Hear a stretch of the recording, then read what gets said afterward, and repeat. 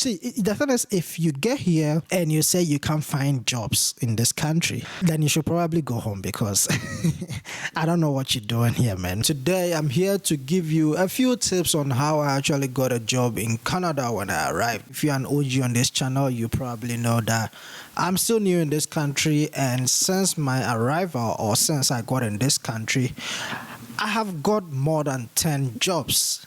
Yeah, people might think that's a cap, but it's not. It's real.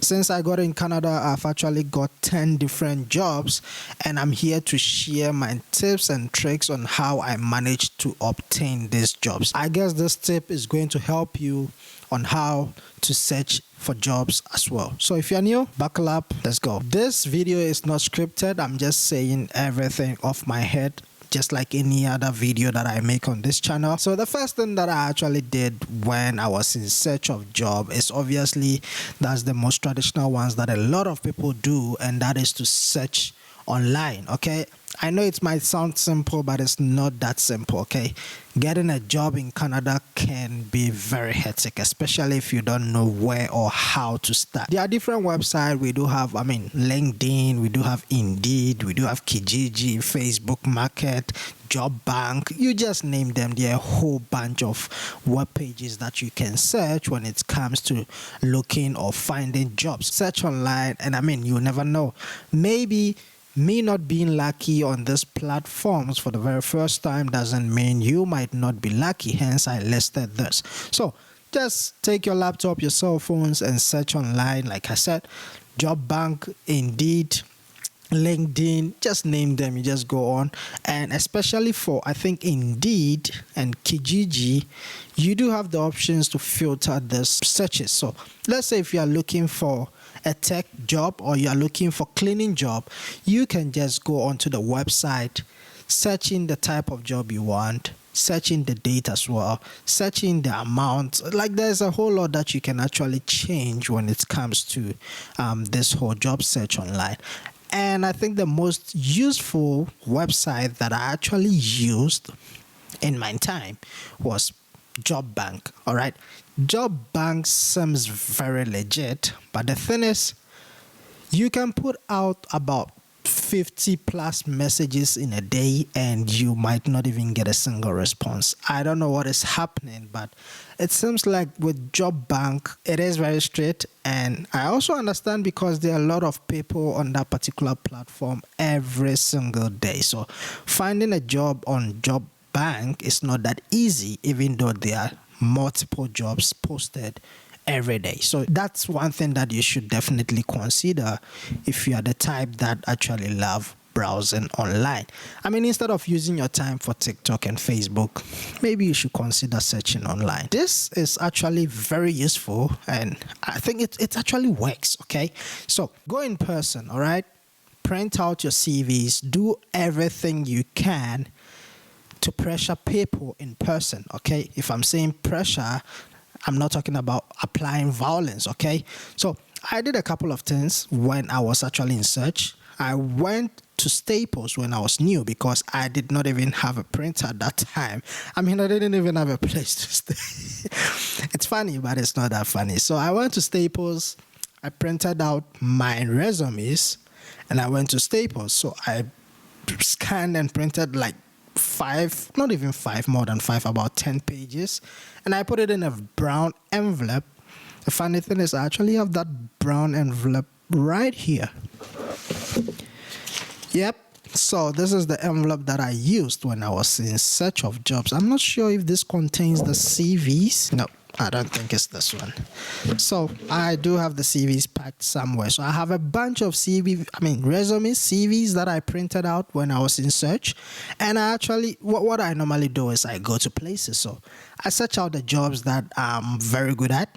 Okay, so let's start again so you guys can have a clear indication of how to work around this. All right, with myself, I have multiple experience. If you're an OG on this platform, I'm sure you've heard my story already. So I do have multiple experience at different fields. So barbering, media, videography, photography, mechanic, like a whole bunch. So I usually don't have one resumes. That's one thing that you should actually do whenever you plan to search for a job in Canada. You don't have to have a single resume, all right? If you have multiple experiences, have multiple resumes. So let's say you are a mechanic, have a CV for mechanic. Let's say you have a field in photography or videography, have CV or resume for photography and videography. That's media. Let's say you are good with barbering, have one CV for barbering, different CVs. And then after you have all that, you go around. I search around. Normally, I'm at downtown 118. I've been there. So I go around, drop my resumes 118, leave it. I mean, the barbering ones, I leave it at the barbering salon. The mechanic ones, I go to the mechanic, leave it at the mechanic. The photography ones, I leave it at any photography shop that I may find. So I went to a couple of barbering shops. Photography, I went to McBeam, Vestec. You just name them. There's a whole bunch of places that I visited. I can't even mention names. So just submit all your resumes wherever possible or wherever you qualify to work at. And it actually works. Trust me. In-person searches works more than online. Online also works, but trust me, in-person works very well. When it comes to in-person, I don't joke. I mean, when I was new, I walked the whole of Edmonton. I've walked from the north side all the way to St. Albert with my legs trying to submit CVs. It may not look effective at the first part, but as time goes on, you will be at this. You will be like, okay, I shouldn't have done this. Yes, simply because there will be a time where a lot of people are going to call you. So you may submit all these CVs. You will think, there's no calls coming in. But at some point, they will start calling you, and you may probably have like 5, depending on how many you submitted. A lot of people calling you. Hey, you once submitted your CV on the 21st of this. Can you come in for an interview? Hey, you're like, even if you don't get the job, the interviews are going to be crazy. So that is something that you shouldn't joke with. In-person submission is really useful. So if you ever hear a newcomer, you are planning to come to the country, I think you should probably consider that. And it's trust me, it works. And if you feel like, wow, you are way above that, you really don't want to start up something, then I would like you to be a little bit above and think outside the box and start up something. That is my next point, okay?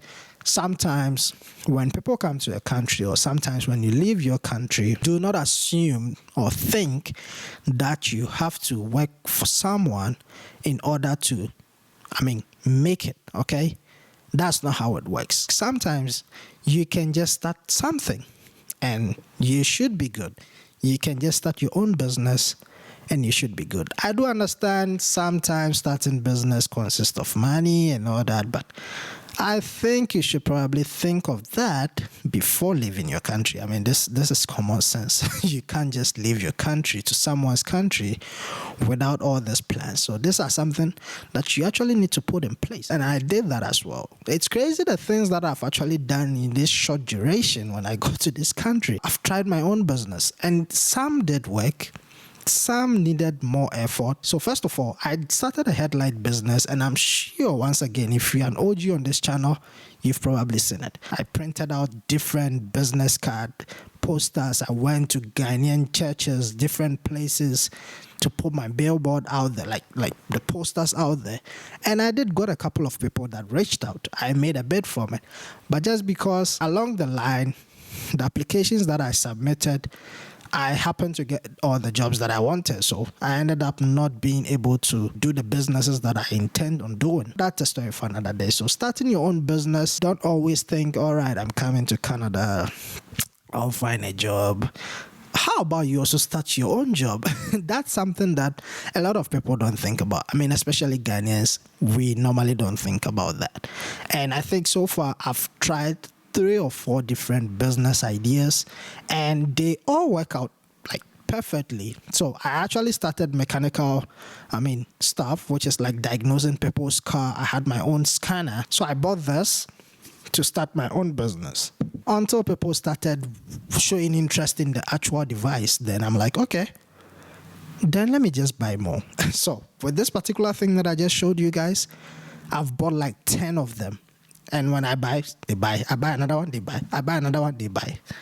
And it's just profit after profit after profit. So let's say if I buy for 300, I sell it for 800 or 700. That's a huge profit. I'm not saying that's the amount. It's just an estimation. All right. Don't come and be hating. So buy and sell business, it's a big thing. Okay. And that still leads to starting your own business. Well, for me, I'm also into the automotive business, and it's a big thing. And it actually seems like this business is actually something that works in most of the country, because Ghana, I saw it. I didn't try it. I saw it. A lot of people are doing it. In SA, I did it myself. I think I did buy and sell in SA for probably 6 years, 7 years. Throughout, I was just that consistent, and it works. And I came here in Canada, and I can't even remember how many cars I've owned in Canada so far. And I think probably more than 100. It's crazy. I know. A lot of people might think, well, because you know cars, so it shouldn't be always cars, okay? You can try a whole lot of different stuff. There's a whole lot of things that you can get yourself into, and it's going to be big. And mind you, this buy and sell that I'm talking about, I only started with $1,000. So my first car that I bought was a Hyundai Santa Fe. And I bought that car for $1,000, and I think I sold it for $2,200. I didn't want to sell that vehicle because that was the first vehicle I got in Canada. I wanted to keep that for history, but at the end of the day, I'm all about the money. So I sold that, got another one, sold it, until now I'm able to even buy 5-6 cars at once. So it's something that a lot of people should always look into. Buy, start your own business. It's a big thing. That might seem a bit personal, but I think it's something that a lot of people should actually consider. I don't know, but it works. It works for me, so I don't know why it shouldn't work for you. Anyway, so searching or finding or trying to look for a job in Canada, there are different ways, okay? There are different ways. Besides everything that I listed, you can also ask people, okay? So let's say you're from DRC, Zimbabwe, Zambia, Ghana. Try to find churches. So for Ghana, I know every Sunday there is church. Pentecost, Apostolic Ghana, there's always a church. There's always a church for that. There will always be a church. Our church, we don't joke with that. After the service, there's a certain moment that they give you guys to like greet each other and all that.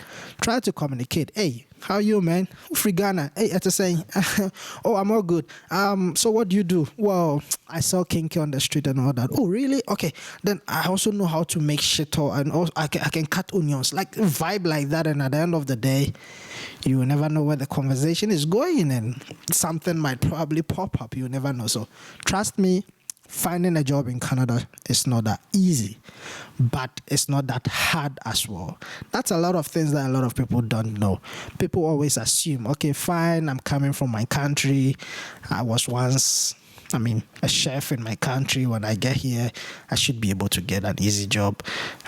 McDonald's. It doesn't always work like that. Sometimes you need to put the effort. All right. Sometimes it's not that easy as it looks. You have to put in a bit of effort. So try to make the move. Do online submission. Go in person. Do the searches. Walk. If you're new and you don't even have any access to transport, get the 1 month bus pass. That's what I did.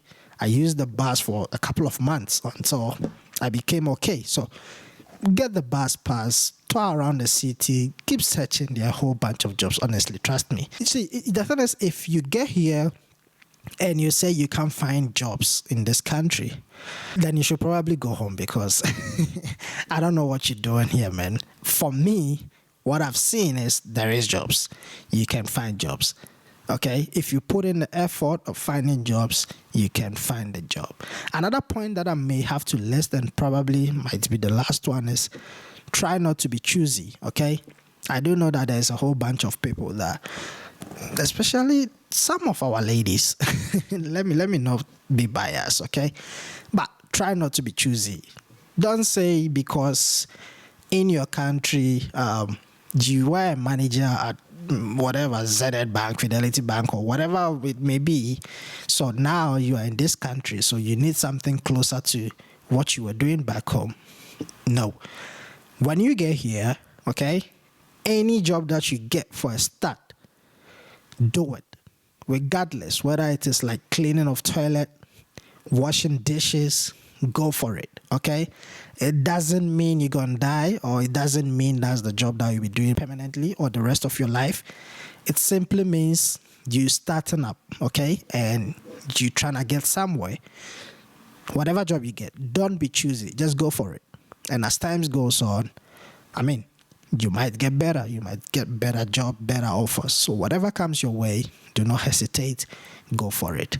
I did that myself. I think the first job I got when I came here, what job was it? I think the first job I got was barbering, and I did that for a week. Because it's been a long time I did the barbering, I wasn't that good anymore. I did it for a week, stopped, went to another barbering salon, stopped. Then I got mechanic. Jamaicans, they were trying to be a bit bossy with the cash, stopped. Fabricating, stopped. Photography, stopped. A whole bunch. I don't even want to start mentioning names, but try not to be choosy. I mean, I did every job that I could get. When I came new, trust me, if I had to get like zookeeper, I'm sure I would still do it. Charlie, yeah, bro, yeah, but it's all part of it. And for me, once again, if you're an OG on this channel, you probably know my story.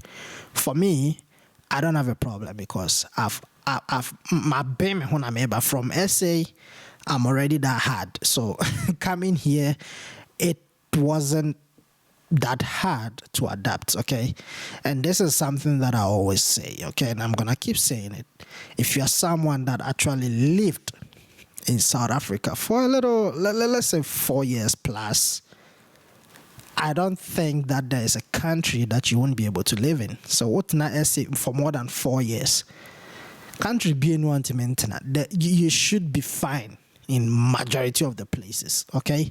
So SA, free SA, you are fine. Finding a job shouldn't be tough, but yeah, sometimes experience also counts a lot. So guys, I hope this little tips, whatever it is, I hope it helps. And if you got any questions with regards to what I'm saying, just let me know. Once again, this majority of what I just said is like personal experience. So if you got your own and maybe yours is different from mine, do not forget, drop it in the comment section. Let's vibe. Let's share some ideas.